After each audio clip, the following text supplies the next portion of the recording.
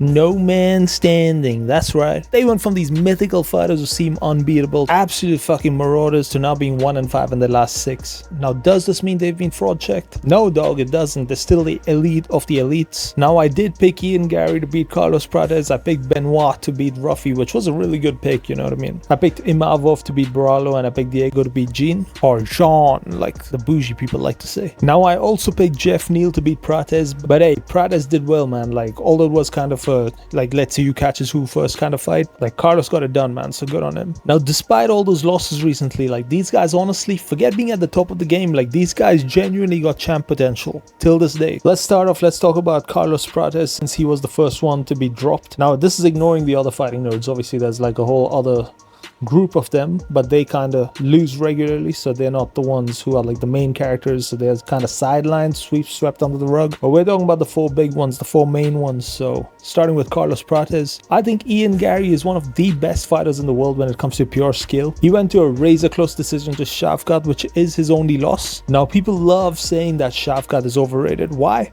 Because he went to a close decision with Ian Gary. Oh, Ian Gary gave him a tough fight. But Ian Gary's pretty good, man. Like, is he not? Nah, Ian Gary lost to Shavkat. Like, bro, the circular reasoning is wild. Now, if those two had a rematch, I think Ian Gary would take it, because I think he's the one who's probably making more improvements in his game as it goes. Obviously, he's training at Shooterbox or whatever the gym name is till this day, training with Charles Oliveira. And these guys, I think his game off of his back will be much improved. All that to say this, I think Ian Gary is the best welterweight in the division right now. Like, Prates losing to him, that's not a terrible dude to lose to, you know what I mean? Now, he is a cuck, so he did kind of get whooped by a cuck, but like, now with Rafa, it's a similar thing here. People consider BSD a bum because he lost to Poirier with staff, and then he lost to Moicano. Firstly, Poirier could have arguably won a decision against Islam if it went the distance, okay? Let's be real here, that was a close fight. He went tit for tat with who a lot of people consider the pound for pound #1 right now. Dustin is elite as fuck till this day, and he was demolishing him in that first round until the staff kind of kicked in the medications and all that stuff, and then he just got knocked the fuck out, you know what I mean? Because he gassed out, he started to be all sloppy. And with Moicano, he got that one takedown in the fight where they were both dry, so he managed to maintain control, fuck him up, and slow him down. And eventually the doctors needed to step in due to the eye closing and stuff, so it wasn't even a finish really, it was just a doc stoppage. So again, even here in a rematch, at 100%, I'd have to go with Benoit without a doubt. In all honesty, I think he would give Islam a run for his money, man. Like, Ilya would fucking sleep him. I'm not saying anything about that, dude. Ilya would take his soul away. Like, I'm saying this in the first round, and I'm quite confident about that. But Benoit,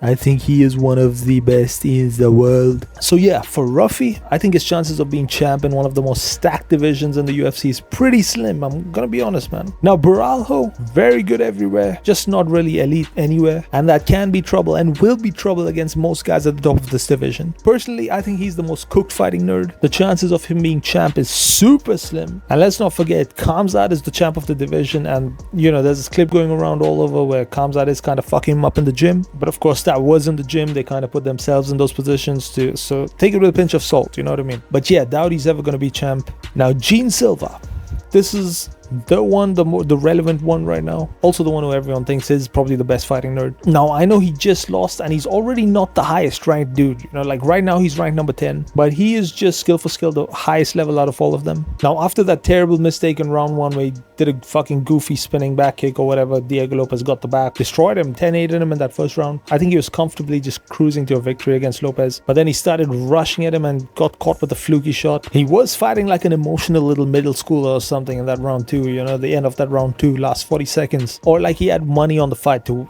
win by KO in round 2 or something. Yeah, he dug his own grave, man. Like, that's all I can say here. I think he beats Lopes in a rematch though, and I'm just so fucking happy that Lopes won, man, because if he didn't, I'll tell you what, man, I'd be shitting myself for Volk right now. But we don't have to worry about him for a while now. He's being kicked to the back of the line. Thank you, Alexa Grasso.